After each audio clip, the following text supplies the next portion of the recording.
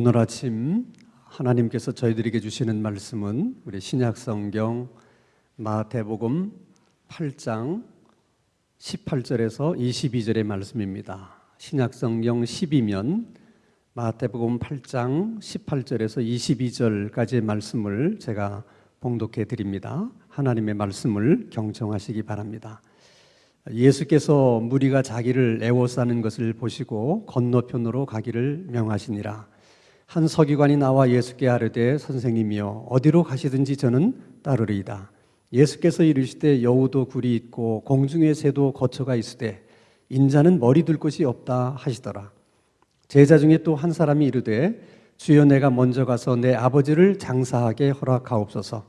예수께서 이르시되 죽은 자들이 그들의 죽은 자들을 장사하게 하고 너는 나를 따르라 하시니라. 아멘. 예수님께서 많은 병자들을 치료하시고 또 귀신 들린 많은 사람들을 치료하셨던 그 일들은 당시 사람들에게는 정말 놀라운 일이었을 거예요. 그것도 예수님은 어려운 방법을 통해서 그 문제를 해결하신 것이 아니라 그냥 말씀 한마디로 다 해결을 하셨거든요. 그때 예수님을 바라보는 많은 사람들의 시선이 어떠했겠습니까? 이런저런 생각들을 많이 했을 거예요. 야, 저분과 함께 있으면 앞으로 더 놀라운 기적을 보게 될지도 몰라. 아니, 저런 질병도 말씀 한마디로 치료하시고 저렇게 흉악한 귀신이 들린 사람도 말씀 한마디로 치료를 해 주신다면 지금 내 인생의 내 문제, 이런 문제는 예수님이 쉽게 해결해 주시지 않을까. 이런저런 생각과 기대들 때문에 많은 사람들이 예수님에게로 몰려들기 시작합니다. 그런 상황을 오늘 본문 18절에 이렇게 얘기를 해요. 예수께서 무리가 자기를 애워싸는 것을 보시고, 애워싼다고 하는 것은 많은 사람들이 조금이라도 예수님 가까이 있고 싶어서 자꾸 예수님 쪽으로 안으로 몰려드는 것을 말합니다. 그런데 예수님은 건너편으로 가자. 어쩌면 예수님은 그렇게 자기에게 몰려드는 사람들에 대해서 실망을 했다든지 그런 것이 싫어서 저렇게 말씀하시는 것은 아닌 것 같아요. 예수님은 많은 병자들을 치료하시고 또 귀신을 들린 사람을 고치신 것은 하나님의 나라가 이 땅에 왔다. 그러니 너희들이 회개하고 그 하나님의 나라에 들어와라. 이렇게 예수님께서 많은 사람들을 초청하시기 위해서 그런 기적을 행하신 것이지, 단순히 정말 병자를 치료하고 귀신을 쫓아내시는 그 기적 자체의 목적이 있었던 것은 아니거든요. 그런데 그런 예수님의 마음을 이해하는 사람들은 그렇게 많지 않았던 것 같아요. 그래서 오늘 본문 19절에 보면 이런 얘기가 있습니다. 한 서기관이 나와 예수께 아뢰되 선생님이여 어디로 가시든지 저는 따르겠습니다. 자, 여러분, 여기서 서기관은 하나님의 말씀인 율법을 필사하기도 하고 율법의 내용을 해석하기도 하고 또 사람들에게 가르치는 역할을 하는 당시 유대 사회에서는 엘리트 집단 중에 하나였어요.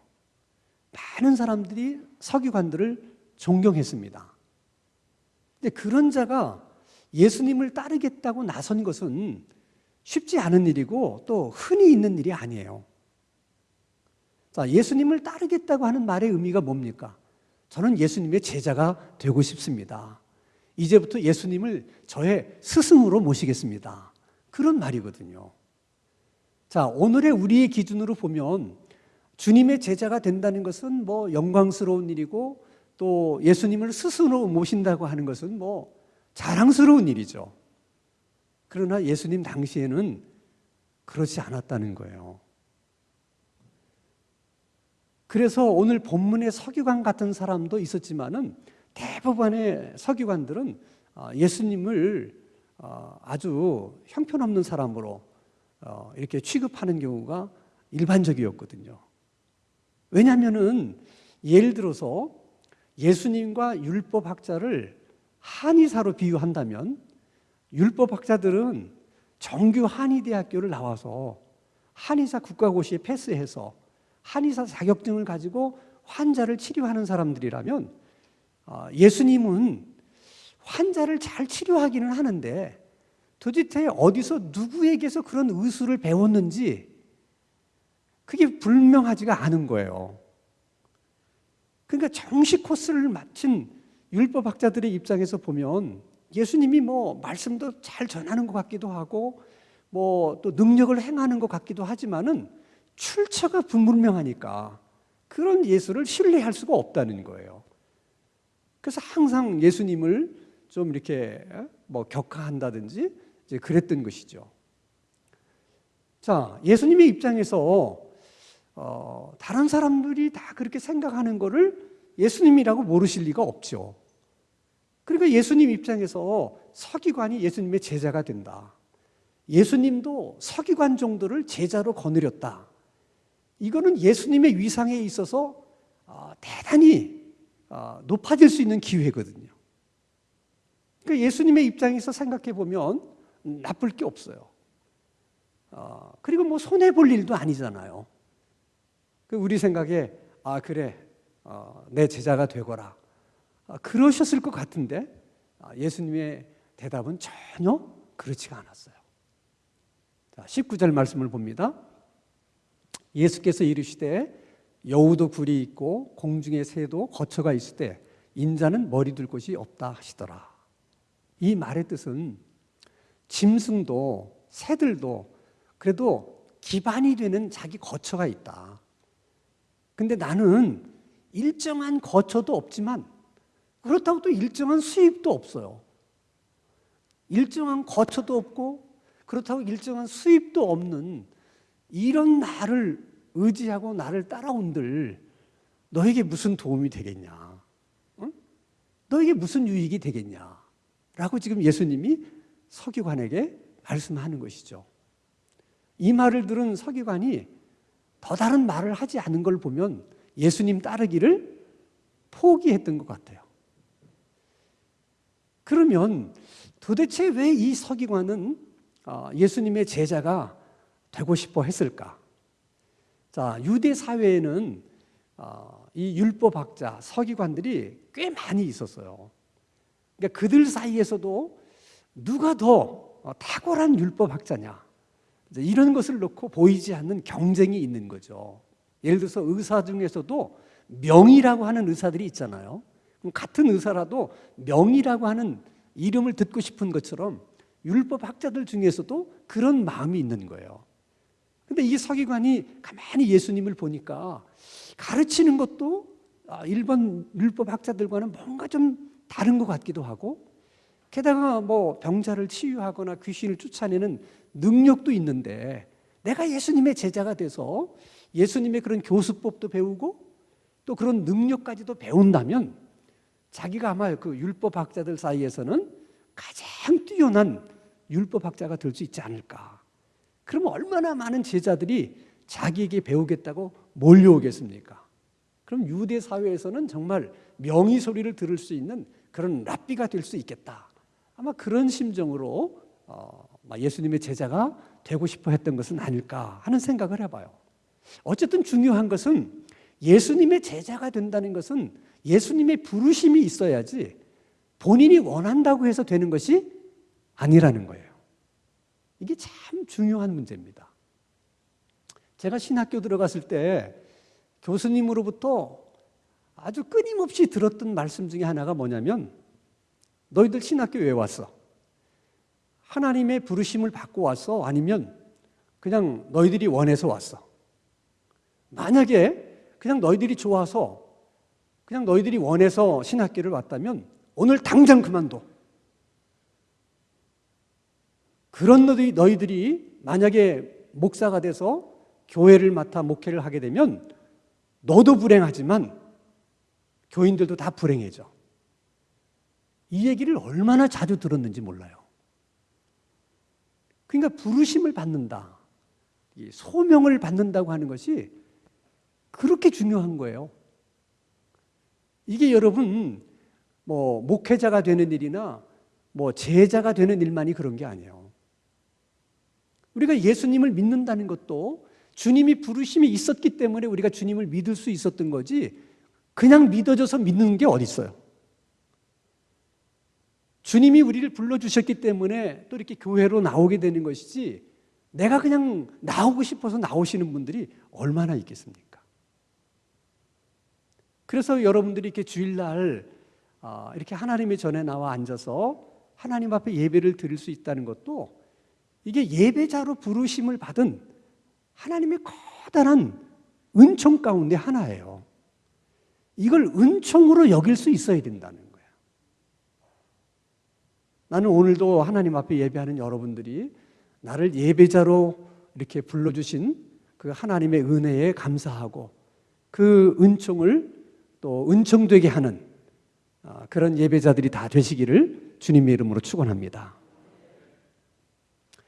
자, 예수님의 제자가 되는 것은 부르심이 있어야 되지 자기가 원해서 되는 것이 아니다 하는 사실도 중요한 것이지만은, 사실 그보다 더 중요한 것은 예수님의 부르심이 있었을지라도 모두가 다 제자가 되는 것은 아니라는 거예요. 자, 오늘 본문 20절 말씀을 봅니다.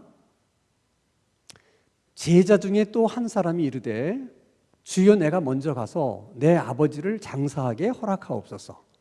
예수께서 이르시되 죽은 자들이 그들의 죽은 자들을 장사하게 하고 너는 나를 따르라 하시니라. 제자 중에 라고 하는 말은 제자로 부르심을 받은 많은 사람들 중에 한 사람을 얘기하는 거예요. 이 사람은 분명히 제자로 부르심을 받은 거예요.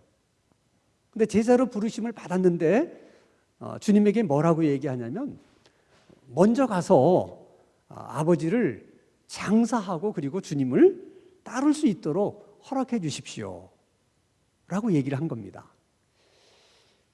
그래서 우리가 이제 궁금하게 생각이 드는 것은, 지금 아버지가 죽어서 장례를 치러야 된다는 것인지, 아니면 지금 아버지가 죽으신 건 아닌데 자기가 볼 때 오늘 내일 하는 것 같아서 이왕이면 좀 더 기다렸다가 아버지 돌아가시면 장례를 치르고 그리고 예수님을 따르는 것이 좋지 않겠나, 그래서 예수님에게 그렇게 말을 한 거지 확실치가 않아요. 그런데 사실 지금 자기 부모님이 돌아가셨다고 하면 이런 얘기 저런 얘기 할 게 없어요. 빨리 가서 장례를 치러야지. 아니 지금 아버지가 돌아가셨는데 뭐 이 말 저 말이 필요합니까? 특별히 유대 사회에서 5번째 계명이 부모 공경하는 거거든요. 부모 공경 가운데 가장 중요한 일이 장례 치러드리는 일이에요. 그건 유태인이면 다 아는 얘기고 예수님도 잘 아는 얘기거든요. 지금 아버지가 돌아가셨으면 그냥 장례 치르고 오면 돼요. 그것은 크게 문제될 일이 아니에요. 근데 예수님께서 죽은 자들을 장사케 하고 너는 나를 따르라 이렇게 말씀한 것을 보면 아마도 후자인 경우 같아요. 그러니까 아직 아버지가 돌아가신 건 아니고 이제 돌아가실 것 같으니까 이제 그때까지만 기다려 달라 이렇게 부탁을 한 것이죠.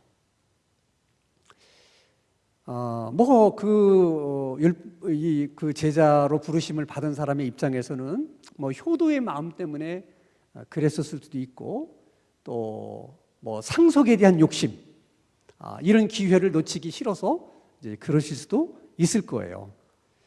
어쨌든 그 사람의 심정과 마음은 어쨌든 간에 예수님은 아주 그 부분에 대해서 냉정하십니다. 죽은 자들로 죽은 이들을 장사케 하고 너는 나를 따르라. 여기서 죽은 자들로 라고 말하는 것은 영적으로 죽은 사람들을 말하는 거예요.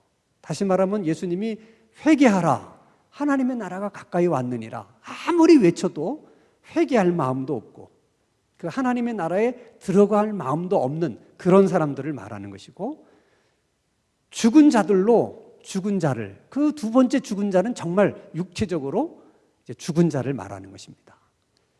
근데 예수님이 그렇게 말씀하신 말씀의 의도는 예수님의 제자가 되면 뭐 효도는 별로 중요하지 않다든지, 또 뭐 예수님의 제자가 된 사람들은 뭐 가정일에 대해서 그렇게 중요하게 생각해서는 안 된다든지 그런 의미가 아니에요.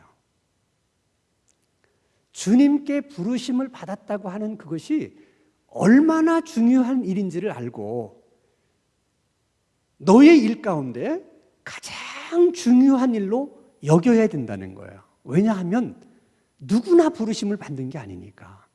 아무나 부르심을 받는 것이 아니니까.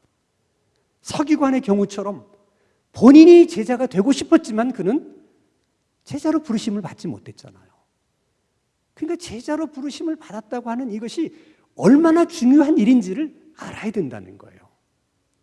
또 한 가지는 부르심이라고 하는 것은 때가 있는 것이지 항상 부르시는 게 아니라는 거예요. 그러니까 그 때를 놓쳐서는 안 된다는 것이죠.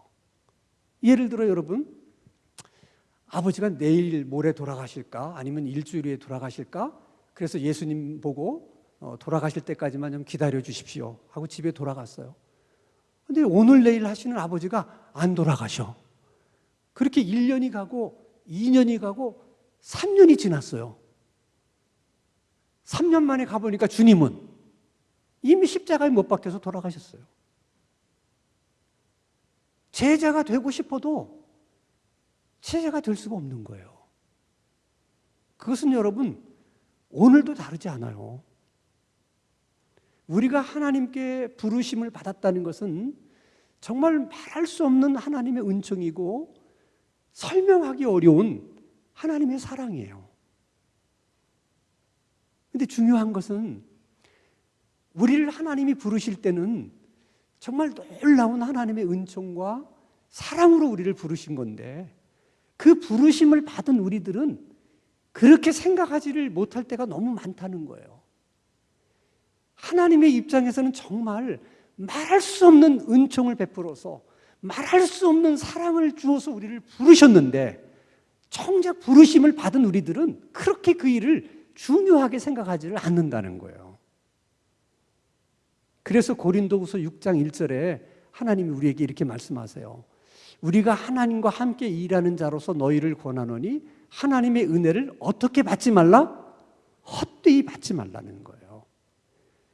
하나님이 너희들에게 주신 그 부르심의 은총이 얼마나 중요한 일인데 그것을 너무 헛되게 생각하지 말라는 것이죠. 그래서 우리가 우리 인생을 살면서 내가 주님을 믿고 주님을 따르는 일을 가장 중요한 일로 여기고 살아야 돼요. 그것이 부르심에 대한 하나님의 은혜를 은혜되게 하는 거예요. 그보다 더 중요한 일들이 너무 참 많으면 우리가 그 하나님의 은혜를 아주 헛되게 별로 대수롭지 않게 생각하는 것이죠. 또 여러분 부르심의 때가 있는 것처럼 우리가 신앙생활을 하다 보면 헌신의 때도 있고 뭔가 열심을 내야 될 때가 있어요. 그 때를 또 잘 여러분 우리가 알아서 그 때를 잘 지키는 것이 중요해요. 많은 사람들이 생각하기를 자기는 마음만 먹으면 언제든지 헌신할 수 있을 거라고 생각해요. 그리고 지금은 아니지만은 언젠가는 나는 헌신할 거라고 말을 해요. 그러나 사실 그렇지 않아요. 그것도 하나님이 주신 때가 있는 거예요. 내 마음대로 헌신할 수 있는 게 아니라니까요. 그리고 여러분이 지금 무엇에 열심히 있든지, 기도하는 일에 열심히 있든지, 말씀을 공부하는 일에 열심히 있든지, 아니면 전도하는 일에 열심히 있든지, 교회 봉사하는 일에 열심히 있든지, 그 열심도 계속 될 거라고 생각해서는 안 돼요. 절대 그렇지 않아요. 그 열심도 열심을 주신 때가 있는 거예요. 그런데 우리가 그런 열심이 있을 때는 그냥 우리가 세상 떠날 때까지 그런 열심이 내게 있을 것 같지만 절대 그렇지 않아요. 부르셨을 때, 때를 주셨을 때 그 기회를 잘 잡아서 열심을 주셨을 때는 열심히 하고 헌신의 기회를 주셨을 때는 헌신을 하고 그렇게 신앙생활을 하는 사람이 지혜로운 신앙인들입니다. 주님이 말씀하십니다. 죽은 자들로 죽은 자들을 장사케 하고 너는 나를 따르라. 너만은 나를 따르라. 이 주님의 말씀에 우리 모두가 아멘으로 화답할 수 있게 되기를 주님의 이름으로 축원합니다. 거룩하신 하나님 아버지, 우리가 정말 하나님께 부르심을 받은 사람들인지 다시 한번 생각해 보게 하시고 우리의 삶을 통해 부르심의 은총에 응답하며 살아가게 하옵소서. 언제나 주님을 믿고 따르는 일을 가장 중요한 일로 여기게 해주시고 주님께서 우리를 무엇으로 부르시든 어디로 부르시든 언제나 이런저런 말 없이 순종만 할 수 있게 하여 주시옵소서. 예수 그리스도 이름으로 기도하옵나이다. 아멘.